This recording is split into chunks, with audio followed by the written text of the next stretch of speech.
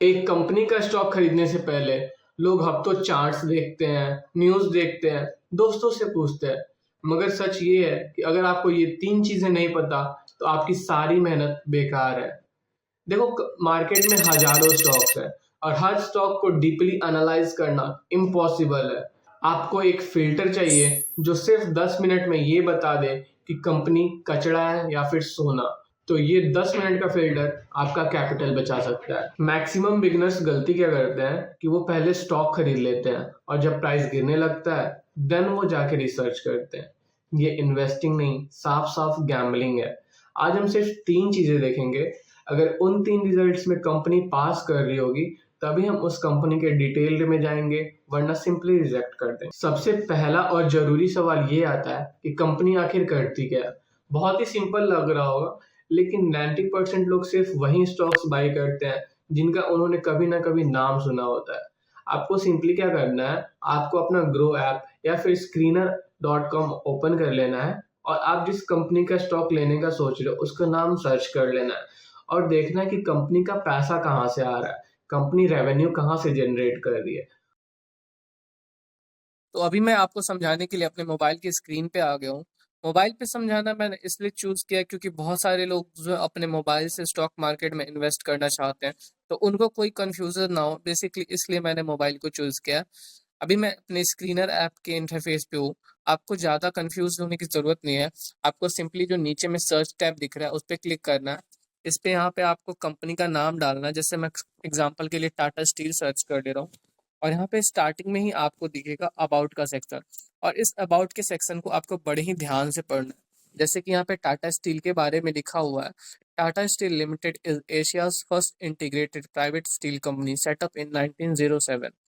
The company has presence across the entire value chain of steel manufacturing, from mining and processing of iron ore and coal producing and distributing finished products. तो basically Tata steel को हम सभी जानते ही हैं लगभग। Tata steel steel के manufacturing में बहुत ही बड़ी कंपनी है और यहाँ पे आप नीचे स्क्रॉल करोगे तो आपको बहुत सारी और चीज़ें देखने को मिल जाती हैं। जैसे आप यहाँ पे देख सकते हो कि कंपनी का मार्केट कैप कितना है। जैसे टाटा स्टील का करंट मार्केट कैप 2,22,706 करोड़ का है। करंट प्राइस यहाँ से देख सकते हो आप। कंपनी के 52 वीक्स के हाईज और लोज कितने हैं वो देख सकते हो। स्टॉक का पी रेशियो करंट क्या चल रहा है, बुक वैल्यू और भी बहुत सारी चीज़ें आप देख सकते हो। और अगर आप यहाँ पे नीचे स्क्रॉल करके आते हो, यहाँ पे थोड़ा और नीचे अगर आप आते हो, तो आप यहाँ पे जैसे टाटा स्टील है, उसकी कंपटीटर कंपनीज कौन सी हैं, उसका आइडिया भी आपको मिल जाएगा। तो बेसिकली ये बहुत काम की ऐप है। मैं पर्सनली इस ऐप को अपने एनालिसिस के लिए यूज़ करता हूँ और आप इस ऐप पे आके बहुत सारी एनालिसिस कर सकते हो। आप कंपटीटर कंपनीज देख सकते हो, करंट मार्केट प्राइस देख सकते हो, आरओई, आरओसी, पी सब कुछ देख सकते हो आप। पर हमें उन सब चीज़ों पे अभी ध्यान नहीं देना, हमें सिर्फ देखना है कंपनी का अबाउट सेक्शन जो कि यहाँ पे है। बाकी सारी चीज़ें मैं आपको वीडियो में आगे समझाता हूँ, तो चलो वीडियो को कंटिन्यू कर। फॉर एग्जाम्पल अगर कंपनी ज़ोमैटो है, तो उनका पैसा फूड से आ रहा है। जैसे आईटीसी है, तो उनका पैसा सिगरेट्स या फिर एफएमसीजी से आ रहा है। अगर आपको कंपनी का बिजनेस मॉडल नहीं समझ आ रहा है, तो दुनिया में बहुत सारी कंपनियां हैं। आप सिंपली उस कंपनी को स्किप कर सकते हो। ऐसी जगह इन्वेस्ट करो जिसका बिजनेस मॉडल आपको समझ में आ रहा है। दूसरी चीज ये चेक करनी है, सेल्स और प्रॉफिट। स्क्रीनर पे जाओ, प्रॉफिट एंड सेल्स की स्टेटमेंट देखो। वहां पे हमें ये देखना है कि क्या सेल्स ऊपर जा रहे हैं, क्या प्रॉफिट ऊपर जा रहे हैं। अगर ऐसा हो रहा है कि कभी सेल्स ऊपर जा रहे हैं, कभी नीचे आ रहे हैं, कंपनी कभी प्रॉफिट कर रही है, कभी लॉस कर रही है, तो ये रिस्की हो सकता है। हमें कंसिस्टेंसी चाहिए, ग्राफ ऊपर की तरफ जाना चाहिए। आप उस कंपनी में पैसा लगा के कैसे कमा सकते हो जो कंपनी खुद ही प्रॉफिट नहीं कर रही है। तीसरी चीज हमें ये चेक करनी है, डेब्ट टू इक्विटी रेशियो। सुनने में बहुत ही कॉम्प्लेक्स लग रहा होगा, पर मैं आपके लिए बहुत ही सिंपल बना देता हूँ। सिंपली हमको ये देखना है कि कंपनी का क्या डेब्ट टू इक्विटी रेशियो 1 से कम है। अगर ठीक है, 1 से कम है, तो कंपनी सेफ है। अगर डेब्ट टू इक्विटी रेशियो 0 है, तो कंपनी पे कोई कर्जा नहीं है। लेकिन अगर डेब्ट टू इक्विटी रेशियो 1 से ज़्यादा है, तो यानी कि कंपनी पे बहुत ही ज़्यादा कर्जा है और जब मार्केट में फॉल आएगा, तो सबसे पहले यही कंपनीज डूबती हैं। अगर आप बिगिनर हो, तो हाई डेब्ट वाली कंपनियों से आपको दूर रहना चाहिए।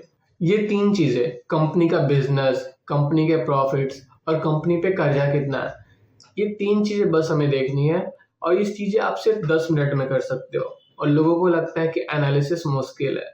वो लोग कॉम्प्लेक्स रेशियोज में फंस जाते हैं, जैसे कि पी, आरओसी, आरओई। ये चीज़ें बाद में आती हैं।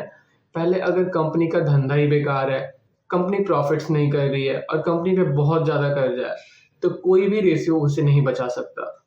तो अगली बार अगर आपका कोई दोस्त आपको ये बोले कि ये स्टॉक ले ले, ऊपर जाने वाला है, या फिर किसी न्यूज़ चैनल में आपको ये बताए कि ये कंपनी का स्टॉक बहुत ही अच्छा है, तो अपना फ़ोन उठाओ, चेक करो कि कंपनी के क्या बिजनेस अच्छा है। अगर हाँ, तो कंपनी के क्या सेल्स एंड प्रॉफिट्स अच्छे हो रहे हैं, कंपनी पे क्या कर्जा कम है। अगर हाँ, तभी आगे सोचो, और अगर नहीं तो सिंपली उस कंपनी को रिजेक्ट कर दो। ट्रेडिंग और इन्वेस्टिंग सिंपल है, अगर आप उसको कॉम्प्लिकेट करोगे तो लॉस करोगे। अगर इस वीडियो से आपको थोड़ी भी क्लियरिटी मिली हो तो आने वाले वीडियोस के लिए सब्सक्राइब कर लो, और मिलते हैं नेक्स्ट वीडियो में।